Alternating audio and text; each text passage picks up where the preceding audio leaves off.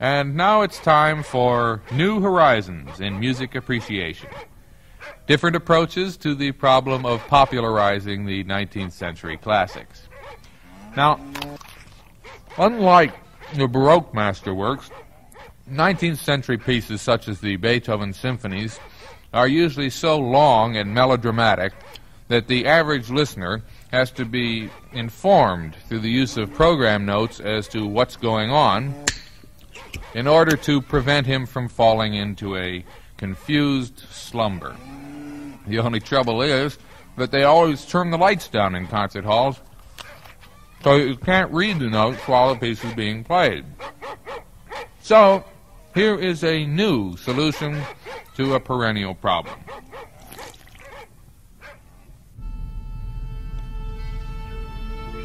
Good evening, music fans. Here we are at Philharmonic Hall in New York Mills, Minnesota. It's a beautiful night for a concert. There's not a cloud in the ceiling. And there's quite a crowd out here. About how many do you think there are, Bob? Oh, I don't know, Pete. Well, neither do I, but it's quite a crowd. And I think they're looking forward to hearing the New York Mills Philharmonic playing against the Danish conductor Heilige Dankgesang.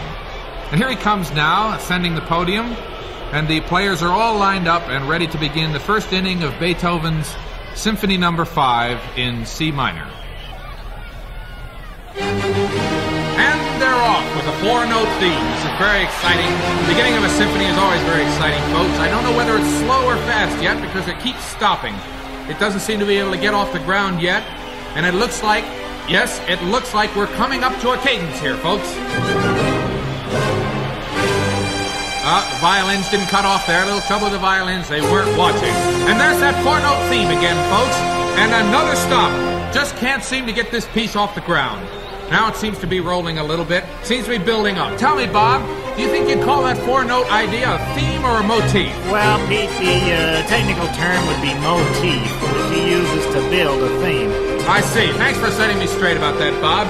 Well, we're heading into the second theme section here, and we can expect a little modulation down there. Wow, did you hear that, Bob? Somebody down there in the horn section really flubbed that note. That was one of the worst fumbles I think I've ever witnessed in all my days. I think it was number 1, wasn't it, Bob? Yes, it was, Pete. That was Bobby Corno in the first chair, and that's the third major flub he's made this season, giving him a solo average for the season of approximately .247355, which is pretty darn low for a first-chair man. You think there's some chance he might be sold to another orchestra? Well, it's hard to say, Pete. Corno's very good in the long solos, things like the Rachmaninoff Concerto. So I think if he pulls himself together a bit, they'll probably keep him around, although I suppose he might... Well, I think it's development time down there now, Bob. Let's see what's going to happen. The horns are starting it off. They seem to be in pretty good shape now, and I get the feeling that we're probably going to be hearing a lot of that four-note motif, don't you, Bob? Yes, I do, Pete. So do I, Bob. Well, they obviously are stuck with that four-note motif, and they're going to be fooling around with it for quite a while. You notice it's pretty hot in here, Bob? Yes, I do, Pete. Yeah, I think the air conditioning has gone off, which is one of the things... Wait a minute, there's something going on down there on the stage, folks. There's something happening down there. It's really building up tension. The crowd is getting very excited.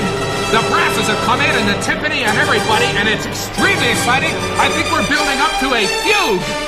No, the basses are not picking up the theme, folks. It is not a fugue. The violins tried to make it one, but the basses are not following up. No, instead of a fugue, folks, he seems to be taking the theme and breaking it up into little pieces.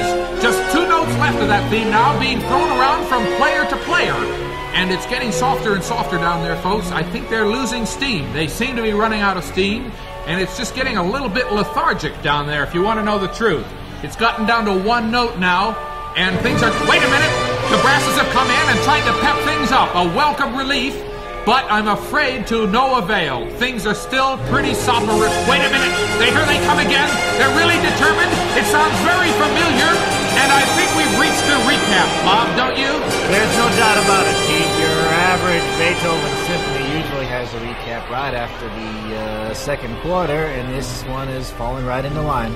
Well, let's see if those violins can cut off with the rest of the orchestra and the cadence is coming up. Wait a minute. This time it's the oboe holding the note too long. Wait, he's playing a cadenza. He must be out of his mind. He thinks it's an oboe concerto. The conductor's standing down there. He doesn't know what to do. Have you ever heard anything like that, Bob? I certainly haven't, Pete. I think it was a disgraceful display of lack of teamsmanship. And I wouldn't be at all surprised if Highwood's name wasn't on the roster next season, although I must say that the fans really seem to go for these outbursts of temperament. Well, I always say, Bob, professional music teams wouldn't exist without the spectators. Anyway, we're into the home stretch here with the second theme coming up, and we should be in C minor right up to the double bar. Wait a minute. That's really something, Bob. The piece's billed as being in C minor, and yet it looks like it's going to end in C major. It's really something, Pete. Well, I think it's something that the Composers Commission ought to look into, and I suspect that they will as soon as this gets out. But it looks like it's going to be an ending anyway. Things are building up a little there. The violins have really gotten a hold of things. They're really beginning to roll. And now he's adding all the woodwinds there.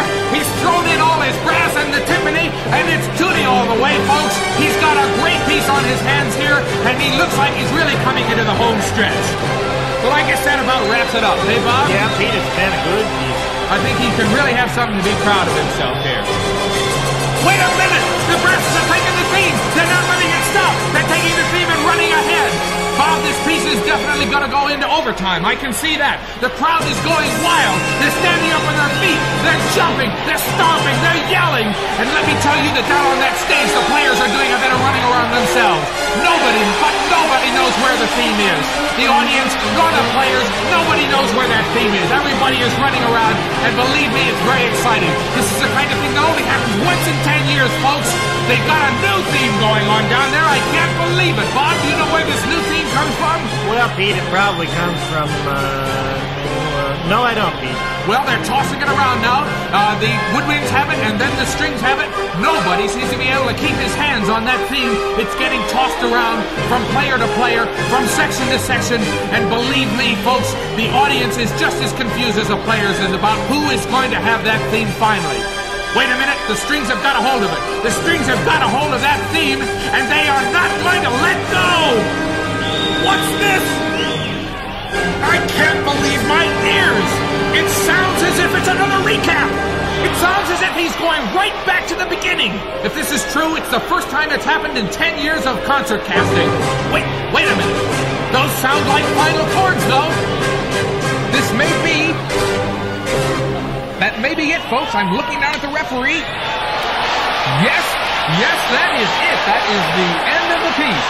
The players are taking off their helmets, and the conductor has turned around and is acknowledging the cheers of the crowd. Well, it was quite a symphony, wasn't it, Bob? It was quite a symphony, Pete, and I think the fans feel that they got their money's worth. So do I, Bob. And I don't think there's any doubt about who won this contest either. As a matter of fact, I wouldn't be surprised if the critics slap a stiff penalty on some of the players, particularly Bobby Corno. Neither would I, Pete, and of course this was a very important victory for Heilige Dankesang, since it puts him right up there at the top of the Conductors League. That's right, Bob. That means that he'll be up against the Fargo-Moorhead Symphony in the World 12-Tone Series next month.